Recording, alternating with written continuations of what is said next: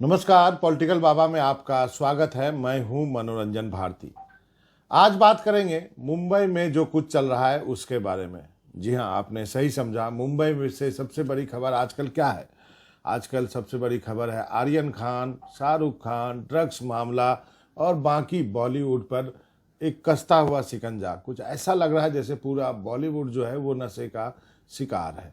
अब इस पर कई तरह के सवाल भी खड़े होने लगे हैं। एनसीपी के नेता हैं नवाब मलिक साहब, वहाँ पे जो अघाड़ी की सरकार है उसमें वरिष्ठ मंत्री हैं, मुंबई के एनसीपी के अध्यक्ष हैं, उन्होंने कई सवाल खड़े कर दिए हैं इसको लेकर के।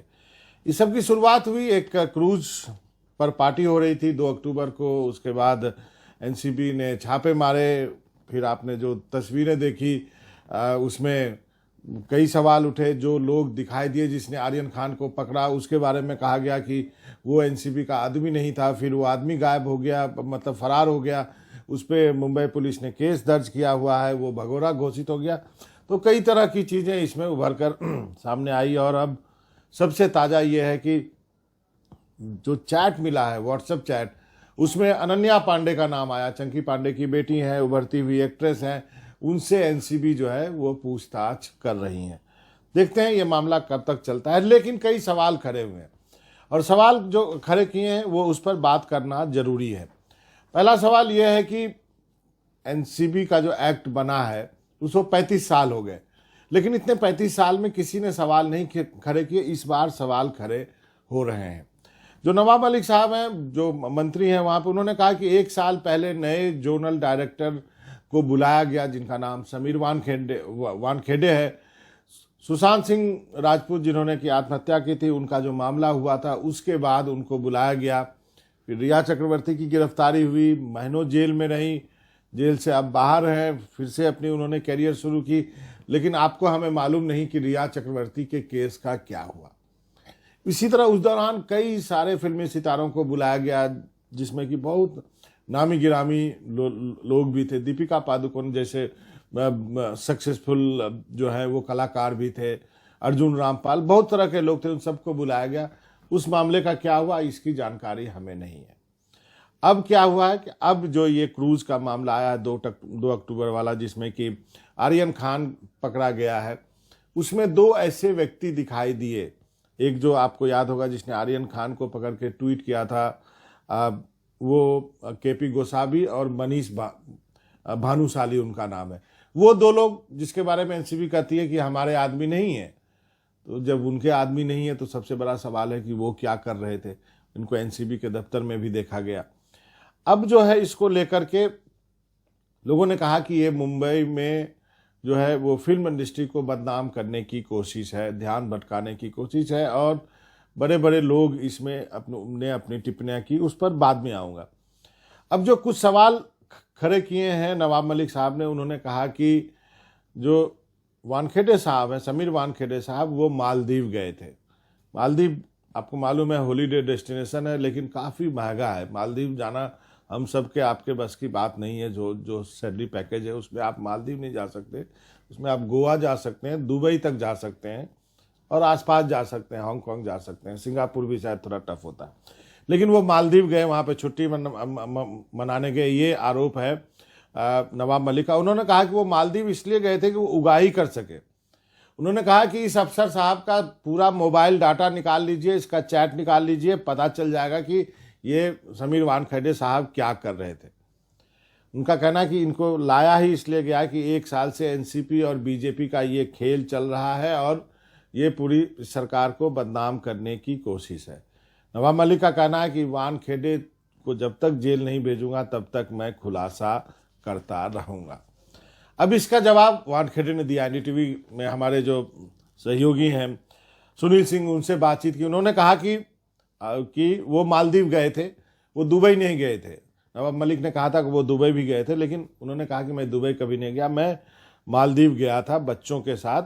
और जो आरोप नवाब मलिक ने लगाया कि लॉकडाउन के दौरान गए थे, उन्होंने बोला नहीं, लॉकडाउन के दौरान नहीं गया था, मैं लॉकडाउन के बाद गया था। उन्होंने साफ इनकार किया किसी तरह उगाही की बात। उन्होंने कहा मैं सरकारी अफसर हूँ, मैं जो है जो कानून के तहत अपना काम कर रहा हूँ। उन्होंने कहा कि जो दो लोग के बारे में कहा गया कि केपी गोसावी और मनीष भानुशाली जो कि एनसीबी के लोग नहीं थे, वो क्या कर रहे थे क्रूज शिप में, जिसने कि आर्यन खान को पकड़ा था। तो उन्होंने कहा कि इनको पंच कहते हैं, पंचों का इस्तेमाल होता है, लेकिन हम इनको नहीं जानते हैं।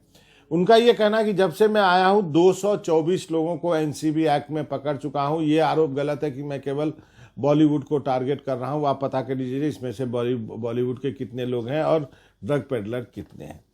तो बात आके यहाँ पे रुक जाती है कि ड्रग पेडलर है या नहीं, आर्यन खान क्या ड्रग पेडलर है। अब जो इस पर रिएक्शंस आए हैं, बहुत बॉलीवुड के रिएक्शन तो आने ही थे, हालांकि कम है, डरे हुए लोग हैं बेचारे अभिनेताओं को। आप जानते हैं कि जो सत्ता के साइड में ही रहना चाहते हैं, क्योंकि बहुत सक्सेसफुल है, बहुत पैसा कमाते हैं, तो उसके लिए आप इतना पैसा कमाएंगे और तो आपको उसके लिए सरकार के साइड में ही रहना पड़ेगा, नहीं तो फिर इनकम टैक्स ईडी आपका क्या हाल करेगी। इसलिए बॉलीवुड से वैसी प्रतिक्रिया नहीं आई जैसी उम्मीद करनी चाहिए। जैसे कि शाहरुख खान के जो समकालीन कलाकार हैं वो सब खुल के बोलते हैं, लेकिन वो सब नहीं बोल रहे हैं। बोला किन्होंने है?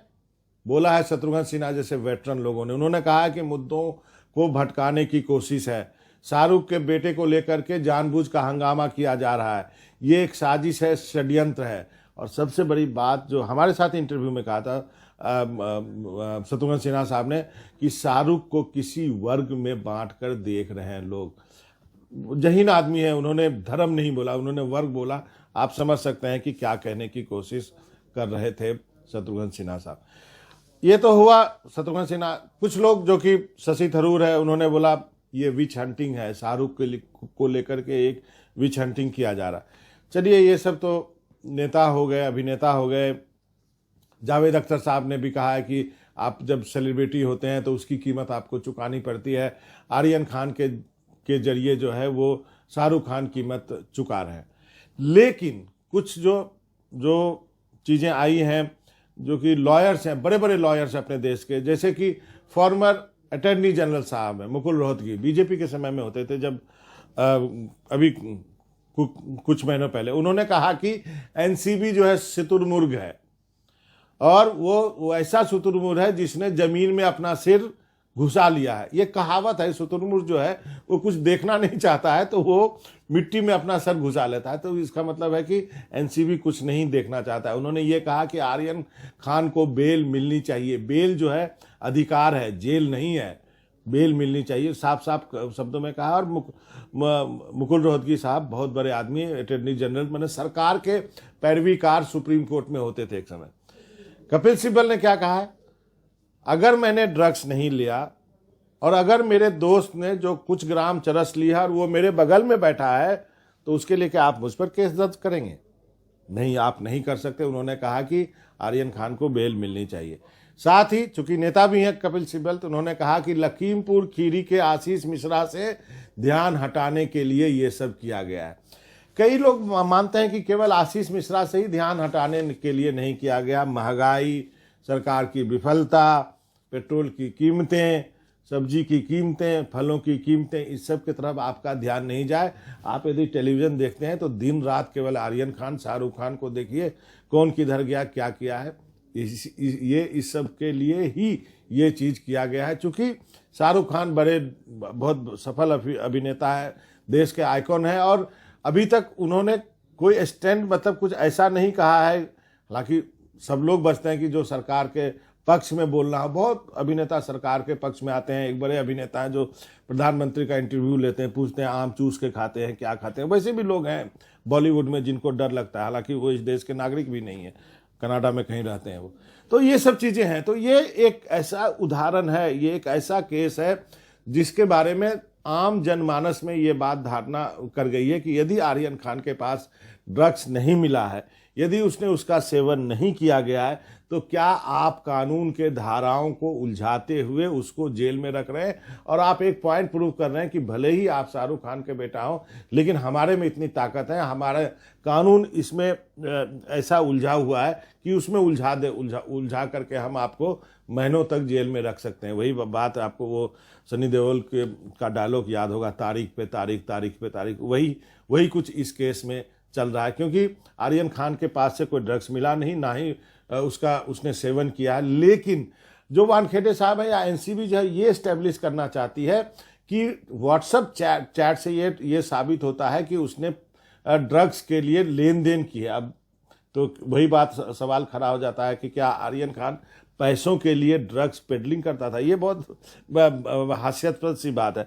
बहरहाल ये मामला अदालत में है, अदालत में चलेगा, लेकिन ये इस केस के जरिए कई चीज़ें जो है वो सामने आई हैं। एक तो जो वैसे लोग जो आइकन होते हैं वो खुद ने उनके बच्चों को भी इसका ख्याल रखना चाहिए कि उनकी संगति क्या है और किससे किससे बच के रहना चाहिए। ये एक बड़ी सीख है।